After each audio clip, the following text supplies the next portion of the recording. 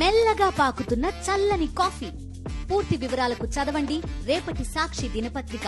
500 కిలోలీటర్ల reactor ఒక్కసారిగా blast అయింది. క్షణాల్లో ఆ ప్రాంతమంతా భస్మీపటలమైంది. కార్మికుల శరీర భాగాలు ముక్కలై ఎగిరి అల్లంత దూరం పడిపోయాయి.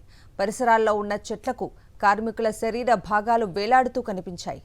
అనకాపల్లి జిల్లా అచ్యుతాపురం సెస్లోని ఎసెన్షియా కంపెనీలో జరిగిన ప్రమాదం ఊహించని రీతిలో ప్రాణ నష్టాన్ని మిగిల్చింది.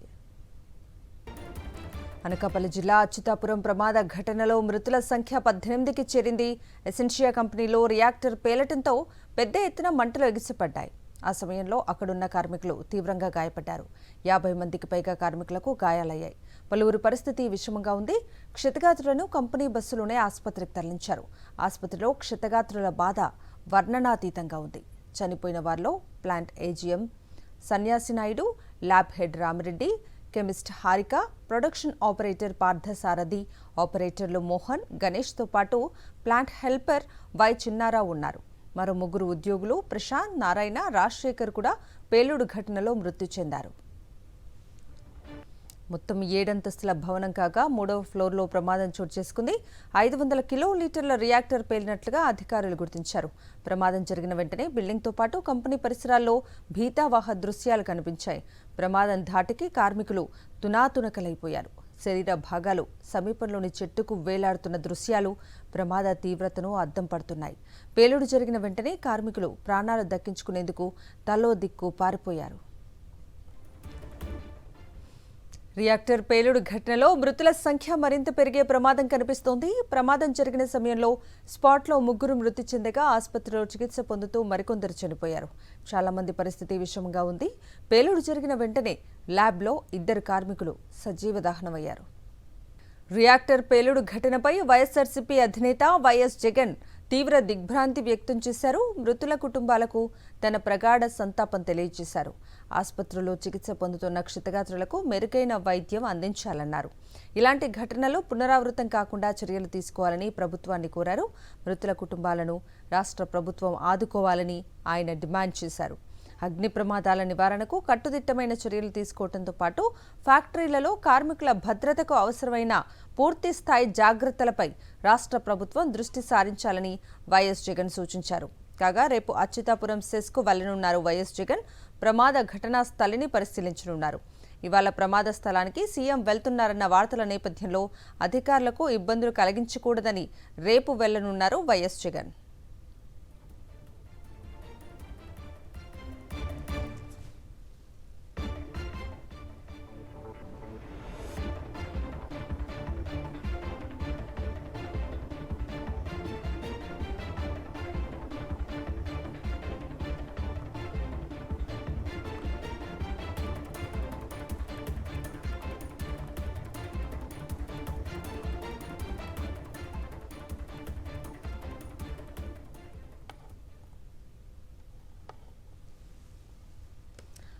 $500 కిలోలీటర్ల రియాక్టర్ ఒక్కసారిగా బ్లాస్ట్ అయింది. క్షణాల్లో ఆ ప్రాంతమంతా భస్మీపటలమైంది. కార్మికుల శరీర భాగాలు ముక్కలై ఎగిరి అల్లంత దూరం పడిపోయాయి. పరిసరాల్లో ఉన్న చెట్లకు కార్మికుల శరీర భాగాలు వేలాడుతూ కనిపించాయి. అనకాపల్లి జిల్లా అచ్యుతాపురం సెస్లోని ఎసెన్షియా కంపెనీలో జరిగిన ప్రమాదం ఊహించని రీతిలో ప్రాణ నష్టాన్ని మిగిల్చింది.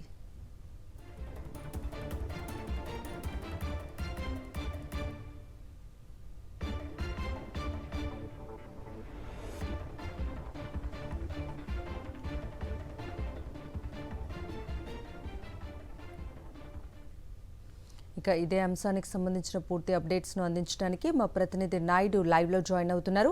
నాయుడు, కవిత, నిన్న ఫార్మా కంపెనీలో జరిగిన అగ్ని ప్రమాదంలో మృతుల సంఖ్య 18కి చేరుకుంది. అయితే వారందరినీ కూడా వివిధ హాస్పిటల్లో పోస్టుమార్టంకి తీసుకొచ్చారు. విశాఖపట్నం కేజీహెచ్ హాస్పిటల్లో 12 మంది, అలాగే అనకాపల్లి ప్రభుత్వ హాస్పిటల్లో 6 మంది ఉన్నారు. అయితే బంధువుల అభ్యంతరంతో వారికి సంబంధించిన పోస్టుమార్టం పూర్తిగా ఆగిపోయింది. ప్రభుత్వం కానీ లేదంటే కంపెనీ యాజమాన్యం కానీ ఒక స్పష్టమైన హామీ ఇచ్చిన తర్వాతే పోస్టుమార్టం పూర్తి చేయాలని చెప్పి బంధువులంతా కూడా డిమాండ్ చేస్తున్నారు. అధికారులు వచ్చి అది బాడీలు డీకంపోజ్ అయ్యే అవకాశం ఉంది కాబట్టి పోస్ట్ మార్టంకి ఒప్పుకోవాలని చెప్పి వారు ఒత్తిడి తెస్తున్నప్పటికీ కూడా బంధువులు కూడా ఏమాత్రం కూడా ఒప్పుకోలేదు. నిన్న రాత్రి 11 గంటల ప్రాంతంలోని కేజీహెచ్ మార్చురీకి చనిపోయిన వారి మృతదేహాలను తీసుకువచ్చారు. అప్పటి నుంచి కూడా అధికారులు వారి మీద ఒత్తిడి తెస్తున్నప్పటికీ కూడా వారు ఏమాత్రం కూడా ఒప్పుకోలేదు. దీంట్లో కంపెనీ నిర్లక్ష్యం పూర్తిగా కనిపిస్తుంది, ప్రభుత్వం వైఫల్యం కూడా కనిపిస్తుంది. తమకు పరిహారం తమ చనిపోయిన బంధువులకి చనిపోయిన వారికి ఎంత పరిహారం ఇస్తారని చెప్పి వారంతా కూడా అడుగుతున్నారు. దాని మీద ఒక స్పష్టత వచ్చిన తర్వాతే తాము పోస్ట్ మార్టం చేసేందుకు ఒప్పుకుంటామని చెప్తున్నారు. అయితే అధికారులు మాత్రము డీకంపోజ్ అయ్యే అవకాశం ఉండడంతో మీరు ఏదైనా ఉంటే కంపెనీతో మాట్లాడుకోండి, లేదంటే ప్రభుత్వ అధికారులతో మాట్లాడుకోండి అని చెప్తున్నారే తప్ప దాని మీద ఒక హామీ ఇవ్వకపోవడంతో వారు ఇప్పటి వరకు కూడా ఒప్పుకోలేదు. ఇంకా అయితే పోస్ట్ మార్టం దగ్గర ఎవరైతే బంధువులు ఉన్నారో చనిపోయిన వారి తాలూకా నిరసన కొనసాగుతూనే ఉంది. తమకు రాతపూర్వకంగా ఒక హామీ ఇచ్చిన తర్వాతే పోస్ట్ మార్టానికి ఒప్పుకుంటాం తప్పితే తమ ఎట్టి పరిస్థితుల్లో కూడా ఒప్పుకోమని చెప్తున్నారు. అయితే తమ వారు చనిపోవడానికి ప్రభుత్వం తాలూకా వైఫల్యం కూడా ఉంది, అధికారుల తాలూకా వైఫల్యం కూడా ఉందని చెప్తున్నారు. ఎందుకంటే ప్రమాదం జరిగిన వెంటనే మెరుగైన వైద్యం కోసం విశాఖపట్నంలో ప్రైవేట్ హాస్పిటల్స్ కానీ కేజీహెచ్కి కానీ తరలించేలాగంటే కొంతవరకైనా మరణాల సంఖ్యను తగ్గించగలిగేవారమని, అది లేకుండా అక్కడ లోకల్గా ఉన్న చిన్న చిన్న హాస్పిటల్లో చేర్చుకోవడం వల్లనే మరణాల సంఖ్య కూడా పెరిగిందని చెప్తున్నారు. ఇప్పటి వరకు మనకు అందుతున్న సమాచారాన్ని బట్టి 18 మంది వరకు కూడా చనిపోయారు. ఈ మృతుల సంఖ్య కూడా పెరిగే అవకాశం ఉందని మనకి తెలుస్తుంది. అయితే 50 మంది వరకు కూడా గాయపడ్డారు. వారిలో చాలామంది ఇంకా లోకల్గానే హాస్పిటల్లోనే ఉంచారు, కొద్దిమంది మాత్రమే విశాఖపట్నం తీసుకువచ్చారు. అయితే బాధితులకి పరిహారం ₹1 ఎవరైతే చనిపోయారో ఒక్కొక్కరికి ₹1 వరకు కూడా ఇవ్వాలని రాజకీయ పార్టీలు కానీ బంధువులు కానీ డిమాండ్ చేస్తున్నారు. ఎందుకంటే గతంలో ఎల్జీ పాలిమర్స్ ప్రమాదం జరిగినప్పుడు గత ముఖ్యమంత్రి వైఎస్ జగన్మోహన్ రెడ్డి ₹1 చనిపోయిన ఒక్కొక్కరికి పరిహారం ఇచ్చారని, ఇప్పుడు కూడా అదే తరహాలో బాధిత కుటుంబాలు ఉన్నాయో వారందరినీ కూడా ఆదుకోవాలని చెప్తున్నారు.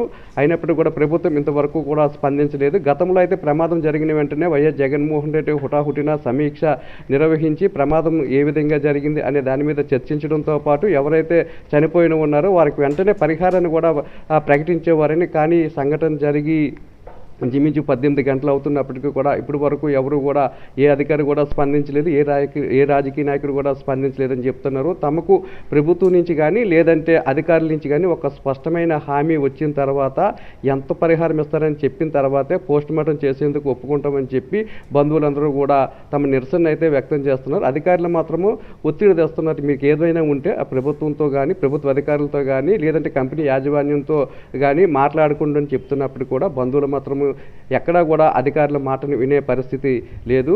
ఖచ్చితంగా తమకు ఒక హామీ లిఖితపూర్వకంగా వచ్చిన తర్వాతే తాము మాత్రం పోస్ట్ మార్టం ఒప్పుకుంటామని చెప్తున్నారు. Kavitha. Okay Naidu, thank you. ప్రస్తుతం అచ్యుతాపురం ప్రమాదం జరిగిన స్థలం వద్ద మా ప్రతినిధి నరేష్ ఉన్నారు. మరిన్ని వివరాలు నరేష్ అడిగి తెలుసుకుందాం. నరేష్, ప్రస్తుతం అక్కడ ఎలాంటి సిచ్యువేషన్ కనిపిస్తోంది, అప్డేట్స్ ఏంటి? నిన్న మధ్యాహ్నం నుంచి కూడా రెస్క్యూ ఆపరేషన్ ఇంకా కొనసాగుతూనే వస్తుంది. స్టిల్ ఇప్పటికీ కూడా రెస్క్యూ ఆపరేషన్ కొనసాగుతుంది. ప్రస్తుతం మనం ఎసెన్షియా కంపెనీ వద్ద ఉన్నాము. అయితే ఇప్పటి వరకు మృతుల సంఖ్య 18 చేరుకుంది. అయినప్పటికీ మృతుల సంఖ్య ఇంకా గంటకి పెరిగే అవకాశం అయితే సూచనలు అయితే కనిపిస్తున్నాయి. ఇప్పటికీ అధికార యంత్రాంగం కూడా నిన్న రాత్రి నుంచి ఎంతగా శ్రమిస్తుంది. అయినప్పటికీ కూడా శిథిలాల కింద ఉన్న మరికొంతమంది కార్మికులను ఇంకా ఇప్పటికీ కూడా తీసుకురాలేదనే విషయం కూడా తెలుస్తుంది. పూర్తిగా కూడా ఎసెన్షియా కంపెనీ వద్ద ఎటువంటి వాతావరణం చూసుకోవచ్చు.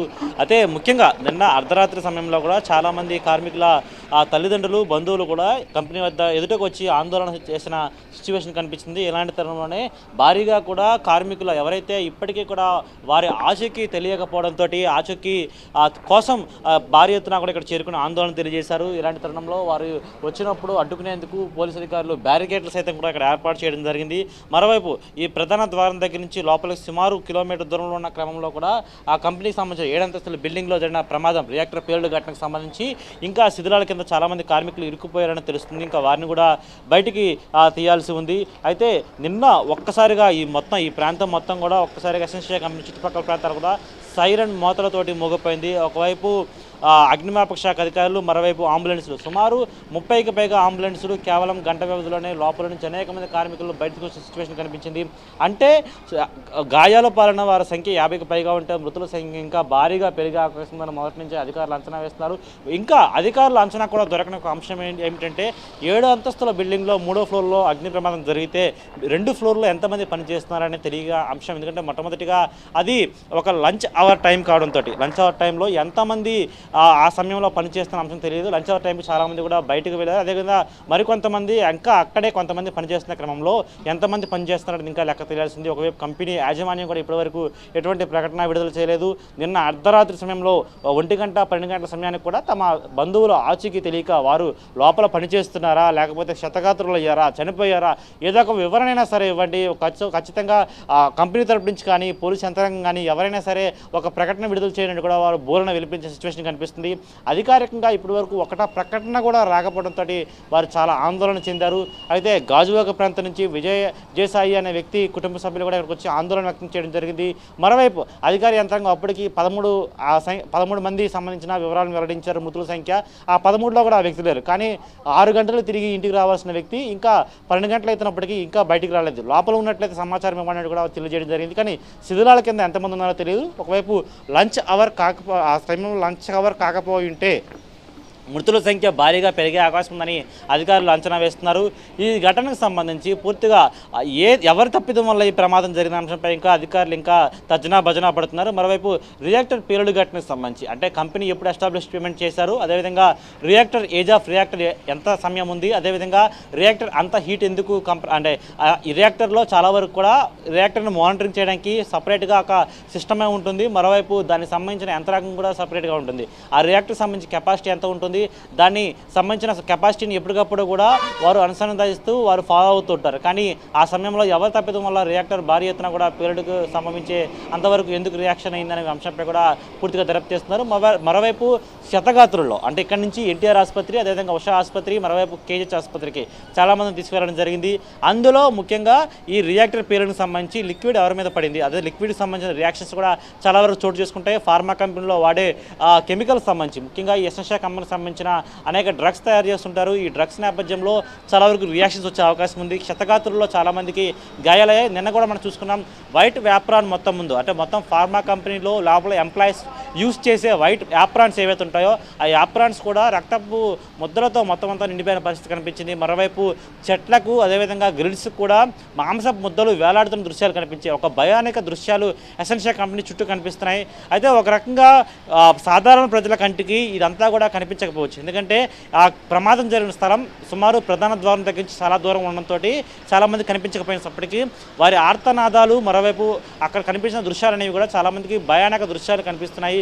ఇలాంటి తరుణంలో అధికార యంత్రాంగం కూడా లోపలంతా నిన్నంతా ఉన్నప్పటికీ ఎవరికి ఎటువంటి సమాచారం ఇవ్వకపోవడంతో సాధారణ ప్రజలందరూ చాలా వరకు ప్యానిక్ అయిన సిచ్యువేషన్. మరోవైపు సాధారణంగా ఇలాంటి ఫార్మా కంపెనీలో ఒక రియాక్టర్ ఉండదు, చాలా రియాక్టర్లు ఉంటాయి. అది ఒక ఫ్లోర్కి ఒక రియాక్టర్ ఉన్నా సరే ఆశ్చర్యపోయిన అవసరం లేదు. అయితే ఎసెన్షియా కంపెనీకి సంబంధించి ఎన్ని రియాక్టర్లు ఉన్నాయి, ఈ రియాక్టర్ పేలుడు ఘటనకు సంబంధించి 3వ ఫ్లోర్లో గోడలు స్లాబ్ల మీద పడినప్పుడు మరికొన్ని రియాక్టర్లకు ఇబ్బంది జరిగే అవకాశం ఉందా? ఎందుకంటే రియాక్టర్ పేలకపోయినా సరే ఆ రియాక్టర్లో నిల్వ ఉంచిన కెమికల్స్ కావచ్చు, అదేవిధంగా రిమైనింగ్ ప్రాసెస్లో ఉన్న కెమికల్స్ కూడా రియాక్ట్ అయ్యే అవకాశం ఉంటుంది. సాధారణంగా ఒక వాటర్లోనే అనేక కెమికల్స్ జరిగినప్పుడు దాని విస్ఫోటనం అనేది చాలా ఎక్కువగా ఉంటుంది, చాలా కూల్గా ఉండే వాటర్లో. అలాంటిది యాసిడ్స్లో వేరే కెమికల్ రియాక్ట్ అయినప్పుడు దాని రియాక్షన్ అనేది ఒక విస్ఫోటనం, ఒక బాంబు మాదిరిగా తయారవుతుంది. అయితే ఇలాంటి తరుణంలోనే మిగిలినవి ఏవైనా ఉన్నాయి అదృష్టవశాత్తు చాలా పెద్ద ప్రమాదం తప్పిందని చెప్పుకోవచ్చు. కానీ అయినప్పటికీ ఈ ప్రమాద తీవ్రత ఇప్పటివరకు విశాఖపట్నం ఫార్మా ఇండస్ట్రీలో జరిగిన ప్రమాదాలలో ఇదే అతిపెద్ద ప్రమాదంగా మనం చెప్పుకోవచ్చు. ఇంత పెద్ద ప్రమాదం ఇప్పటివరకు విశాఖ ప్రజలు కావచ్చు ఎవరు కూడా మన రాష్ట్రంలో చూసుకుంటారు. ఫార్మాకు సంబంధించిన ఇంత పెద్ద ప్రమాదాన్ని ఎవరు చూసలేరు. అయితే మృతుల సంఖ్య కూడా గంటకి పెరుగుతూ వస్తుంది. నిన్నటి వరకు చూసాం మొట్టమొదటిగా కార్మికులకు సంబంధించి 50 మంది కార్మికులు తీవ్ర గాయాలు పాలయ్యారు. వారు వెంటనే ఆసుపత్రికి తీసుకెళ్లామని బయటికి సమాచారం వచ్చింది. అయినప్పటికీ మృతుల సంఖ్య తీసుకెళ్తున్న క్రమంలోనే చాలామంది చనిపోయారు. అదేవిధంగా మొట్టమొదటిగా కార్మికుల సంఖ్య ప్రకటించక ముందే ప్రమాదం జరిగిన సమయంలోనే ఆన్ ది స్పాట్లో 3 ఎగిరి వారి అవయవ భాగాలన్నీ కూడా చెట్లకు అదేవిధంగా చుట్టుపక్కల గ్రిల్స్కు అదుకున్న పరిస్థితి కనిపించింది. అంటే ఎంతమంది కార్మికులు ఈ విధంగా విస్ఫోటన దాటికి గురయ్యారు అంశంపై కూడా మనకి ఇంకా క్లారిటీ తెలియాల్సి ఉంది. అయితే ఈ ఘటన నేపథ్యంలో ఖచ్చితంగా దీనిపై ఒక కమిటీ ఏర్పాటు చేయాలి. అదేవిధంగా ప్రమాదానికి కారణాలు, మరోవైపు ఫార్మా ఇండస్ట్రీకి సంబంధించి విశాఖపట్నం అనకాపల్లి జిల్లాలో చాలా వరకు కూడా ఈ ఫార్మా ఇండస్ట్రీస్ ఉన్నాయి. చుట్టుపక్కల ఉత్తరాంధ్ర ప్రజలందరూ కూడా వీటిపై ఆధారపడిన సిచ్యువేషన్ కనిపిస్తుంది. అయితే అదేవిధంగా జీవనోపాధి ఏ విధంగా ఉంటుందో సెక్యూరిటీ ఏదైతే ఉందో ముఖ్యంగా భద్రతాపరమైన చర్యలు కూడా అదేవిధంగా పాటించాల్సి ఉంటుంది.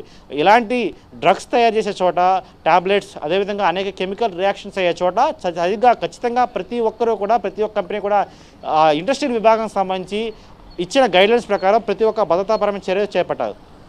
అయితే ముఖ్యంగా ఫైర్ సేఫ్టీ ఇలాంటి ఘటనలు అంటే పెద్ద పెద్ద కంపెనీస్ ఇలాంటి ఇండస్ట్రీస్ ఉన్న చోట ఫైర్ సేఫ్టీకి ప్రమాదాలు జరగడానికి చాలా సులువుగా ఉంటుంది. ఇలాంటి తరంలోనే ఆ ఫైర్ సేఫ్టీ జరిగిన అంటే ముఖ్యంగా అగ్ని ప్రమాదాలు జరిగిన సమయంలో ఫైర్ సేఫ్టీ పాటించాల్సిన నామ్స్ అన్ని పాటించాల్సి ఉంటుంది. ఏ ఒక్కటే మిస్ చేసినా సరే భారీ ఎత్తున కూడా మనకి అగ్ని ప్రమాదం జరిగిన సమయంలో ఖచ్చితంగా మృతుల సంఖ్య అంటే ప్రాణ నష్టం చాలా వరకు వాటిల్లే అవకాశం ఉంటుంది. ఇలాంటి తరంలో చాలా వరకు ఎసెన్షియల్ కంపెనీలు అంటే కాదు చాలా కంపెనీలు కూడా ఈ విధంగానే అగ్నిమాపక శాఖ అధికారులు ఇచ్చిన గైడ్లైన్స్ పాటించకపోవడం, ఇండస్ట్రీస్ అధికారులు ఇచ్చిన ఆ గైడ్లైన్స్ ఫాలో చేయకపోవడం ఇలాంటి ప్రమాదాలు జరిగినప్పుడు మాత్రమే కనిపిస్తుంది. ఖచ్చితంగా ఇలాంటి వారిపై భద్రతాపరమైన చర్యలు తీసుకోవాలి. మరోవైపు ఎప్పటికప్పుడు ఆడిట్ జరుపుతుండాలి. ఈ ఆడిట్లో వచ్చిన లోపాలను ఖచ్చితంగా బయటకు చూపించాలి. చూపించిన తర్వాత వారిపై తగిన చర్యలు తీసుకోవాలని కూడా స్థానికులు డిమాండ్ చేసిన సిచ్యువేషన్ కనిపిస్తుంది. చుట్టుపక్కల సరిగ్గా నిన్న మధ్యాహ్నం ఈ ప్రమాదం జరిగిన సమయంలో రియాక్టర్ పేలిన తర్వాత దాని నుంచి వచ్చిన పొగ అదేవిధంగా ఆ శబ్దాలకు చుట్టుపక్కల ప్రజలు భయభ్రాంతులకు గురయ్యారు. అదేవిధంగా లోపల అసెన్షియల్ కంపెనీలో పనిచేస్తున్న కార్మికులందరూ కూడా పరుగులు తీసిన సిచ్యువేషన్ కనిపించింది. అయితే ఒక్కసారిగా అంత పెద్ద పేలుడు సంభవించడంతో పాటు ఆ చుట్టుపక్కల ఉన్న గోడలన్నీ బీట్లిల్లి అది ఒక్కసారిగా స్లాబ్ మీద పడడంతో కింద 2వ ఫ్లోర్లో ఉన్న వారు కూడా ఇరుక్కుపోయిన సిచ్యువేషన్ కనిపించింది. అంటే వారు బయటకు పరుగులు తీసి తప్పించుకునే ప్రయత్నం చేసినప్పటికీ కూడా లాభం లేకుండా పోయింది. అయితే ఇప్పటి వరకు శిథిలాల కింద ఎంతమంది ఉన్నారనేది ఇంకా అధికారికి కూడా లంచనాకు రాని పరిస్థితి. నిన్న రాత్రి వరకు కూడా మనం చూసాము అంబులెన్సులు అదేవిధంగా ఫైర్ సేఫ్టీ అధికారులు చక్కర్లు కొడుతూనే ఉన్నారు. అయితే పూర్తిగా కూడా అంబులెన్సుల్లో నుంచి ముద్దల మాంసంతో మానవ మృతదేహాలు వెళ్తున్న దృశ్యాలు కూడా మనం చూసాము. మరోవైపు శిథిలాల కింద చిక్కుకుపోయి తల నుజ్జునుజ్జైపోయి శరీర భాగాలపై అనేక దెబ్బలు తగిలి రక్తం కూడా స్రవిస్తూ వస్తున్న సిచ్యువేషన్ కూడా చూసాము. అయితే పూర్తిగా కూడా ఎందుకంటే అంత పెద్ద ప్రమాదంలో ఆ రక్తం స్రవిస్తూ పూర్తిగా బ్లడ్ క్లాటింగ్ అవుతూ కూడా వెళ్తున్నప్పటికీ ఇక్కడి నుంచి అనకాపల్లి జిల్లా ఎన్టీఆర్ ఆసుపత్రికి తీసుకువెళ్ళాలి, లేదా విశాఖపట్నం కేహెచ్ ఆసుపత్రికి తీసుకెళ్ళాలి, లేదా స్థానికంగా ప్రైవేట్ ఆసుపత్రికి తీసుకెళ్ళాలి. అయితే నిన్న ఇక్కడి నుంచి ఎన్టీఆర్ ఆసుపత్రికి మరోవైపు ఉషా ఆసుపత్రికి తీసుకెళ్లారు. కానీ ఉషా ఆసుపత్రిలో సరైన వైద్యం అందించలేదని అక్కడున్న క్షతగాతులు ఎవరైతే అక్కడ చికిత్స పొందుతున్నారో వారు ఆందోళన చెందడంతో అక్కడి నుంచి వేరే ఆసుపత్రి సిబ్బంది కూడా ముఖ్యంగా అంటే అక్కడిని తరలించే ప్రయత్నం చేశారు. అంటే సరైన వసతి కూడా ముఖ్యంగా హాస్పిటల్కి సంబంధించి ట్రీట్మెంట్ కూడా సరైన ట్రీట్మెంట్ లేకపోవడంతో కూడా చాలామంది చనిపోయారన్న ఆరోపణలు వినిపిస్తున్నాయి. అయితే ముఖ్యంగా ఐటీ సర్జరీకి సంబంధించి చాలా వరకు ఇలాంటి ప్రమాదాలు జరుగుతాయి. స్థానికంగా ఒక ఆసుపత్రి సూపర్ స్పెషాలిటీ హాస్పిటల్ ఉన్నట్లయితే ఖచ్చితంగా ఇలాంటి ప్రమాదాలు జరిగినప్పుడు ప్రాణాపాయం తప్పే అవకాశం ఉంటుంది. శతగాతులు ఉన్నప్పటికీ వారికి చిన్న దెబ్బలతో తప్పించిన అవకాశం ఉంది. ప్రాణాపాయ స్థితిలో ఉన్నా సరే వారికి సూపర్ స్పెషాలిటీ ఆసుపత్రిలో వైద్యం అందించినట్లయితే కొంతవరకు ఇష్యూస్ వచ్చే అవకాశం లేదు. మరోవైపు ఇటు చుట్టుపక్కల ఎక్కడ కూడా బర్నింగ్ వార్డ్స్ లేకపోవడం, పేరుకే సూపర్ స్పెషాలిటీ ఆసుపత్రులు చాలా వరకు ఉన్నప్పటికీ కనీసం బర్నింగ్ వార్డ్స్ కూడా లేకపోవడం చాలా ఇబ్బందికరంగా మారింది. ఇక్కడ నుంచి విశాఖపట్నం కేజీహెచ్ ఆసుపత్రికి 2 గంటల పాటు ప్రయాణించేలా తీసుకువెళ్ళినప్పటికీ ఎటువంటి లాభం లేకుండా పోతుంది. మార్గం మధ్యలోనే చనిపోయే అవకాశం ఉంటుంది. మరోవైపు సాధారణ బర్నింగ్ స్టేజ్లో ఉండే ఎవరైతే కార్మికులు ఉంటారో వారి దగ్గరలో ఉన్న గంట వ్యవధిలోనే వేరే ఆసుపత్రి తీసుకెళ్ళి చికిత్స అందించినప్పటికీ కూడా వారు బతికి ఉంటారు అంశంపై క్లారిటీ వచ్చే అవకాశం ఉంటుంది. కానీ ఇంత పెద్ద రియాక్టర్లు పేలి కెమికల్స్తో కూడిన రియాక్టర్ పేలి ఆ కెమికల్తో పాటు విస్ఫోటనం జరగడం వల్ల ఒంటి మీద ఆ లిక్విడ్ పడి మరోవైపు అగ్నికి ఆహుతయ్యి ఇవన్నీ కూడా కెమికల్స్ అని రియాక్ట్ అయ్యి బాడీ మొత్తం కూడా చాలా వరకు అనేక విధాలుగా రియాక్ట్ అయ్యి చాలా గాయపడిన వారిని ఆసుపత్రికి తీసుకెళ్ళినా సరే చివరి నిమిషంలో తీసుకెళ్ళినా సరే వైద్యులు కూడా ఏమి చేయాలని చేతులు తీసిన పరిస్థితి కనిపిస్తుంది. నిన్న కూడా ఈ ఘటన జరిగిన సమయంలో ఫైర్ సేఫ్టీ అధికారులు చుట్టుపక్కల విశాఖపట్నం, అనకాపల్లి, అల్లూరు జిల్లా పూర్తిగా అన్ని జిల్లాల నుంచి కూడా చాలా వరకు సుమారు 10కి పైగా ఫైర్ ఇంజిన్లు ఇక్కడ తీసుకురావడం జరిగింది. అయినప్పటికీ ఫైర్ ఫైటర్స్ రెస్క్యూ ఆపరేషన్ చేపట్టారు. శిథిలాల కింద ఉన్న వారిని తీసే ప్రయత్నం చేశారు. అయినా వారి వల్ల కావడంతో ఫైర్ సేఫ్టీ అధికారులు చేతులెత్తేసడం జరిగింది. వారి తర్వాత పూర్తిగా అక్కడి నుంచి ఎన్డీఆర్ఎఫ్ బృందాలను ఇక్కడి నుంచి కైలాసపురం ఎన్డీఆర్ఎఫ్ బృందాలు సమాచారం అందించారు. ఎన్డీఆర్ఎఫ్ బృందాలు గ్యాస్ కట్టర్లతోటి రంగంలో దిగడం జరిగింది. గ్యాస్ కట్టర్లతోటి ఆ మొత్తం బ్రిక్స్ అన్నింటిలో కూడా తొలగించి అక్కడి నుంచి కింద ఉన్న శిథిలాల కింద ఉన్న మృతదేహాలను బయటకు తీసే ప్రయత్నించారు. కానీ అప్పటికీ చాలా ఆలస్యం కావడంతో వారందరూ కూడా క్షతగాతులంతా మృతి చెందడం జరిగింది. అయితే పూర్తిగా వీరందరూ కూడా గ్యాస్ కట్టర్లతో కట్ చేయడంప్పటికీ కూడా అప్పటికీ చాలా లేట్ అవడం అంటే సుమారు ఈ ప్రమాదం సంబంధించి లంచ్ అవర్లో జరిగింది. అయితే ఎన్డీఆర్ఎఫ్ బృందాలు వచ్చేసరికి 6 గంటల సమయం పట్టింది. 5 గంటల పాటు కూడా ఆ శిథిలాల కింద చాలామంది ఆర్తనాదాలు చేస్తూ మమ్మల్ని కాపాడండి అంటూ కూడా అరుస్తున్న ఏమీ చేయలేని సిచ్యువేషన్, ఎవరు దగ్గరికి వెళ్ళలేని సిచ్యువేషన్. నిన్న కూడా నేరుగా ఎవరైతే బాధితులు బంధువులు ఉంటారో, మృతులు బంధువులు ఉంటారో, మిస్ అయిన వారి బంధువులు ఉంటారో వాళ్ళందరూ కూడా ఇక్కడికి వచ్చి ఆందోళన చేసిన సమయంలో కూడా ఏ ఒక్క అధికారి కూడా వారికి సమాధానం చెప్పలేని సిచ్యువేషన్ కూడా కనిపించింది. పూర్తిగా ఇంకా రెస్క్యూ ఆపరేషన్ అయితే కొనసాగుతుంది. రెస్క్యూ ఆపరేషన్లో ఇంకా ఈరోజు ఎవరైనా సరే బయటపడతారా, అదేవిధంగా వారి వివరాలు ఏంటి, ఇప్పటి వరకు ఉన్న సంఖ్య ప్రకారం మృతుల సంఖ్య 18కి చేరుకుంది. నిన్న రాత్రి 17కి చేరుకుంది. ఈరోజు తెల్లవారుజామున మరొకరు మృతి చెందారు. మొత్తం 18 చేరుకుంది. ఇంకా మృతి సంఖ్య పెరిగే అవకాశం కనిపిస్తుంది. ఇంత పెద్ద ప్రమాదంలో అది ప్రమాదానికి సంబంధించిన ఎవరి తప్పిదం వల్ల ఈ ప్రమాదం జరిగింది, కంపెనీపై ఎటువంటి చర్యలు ఉంటే అంశంపై కూడా ఇంకా తెలియాల్సి ఉంది. Okay Naresh, thank you.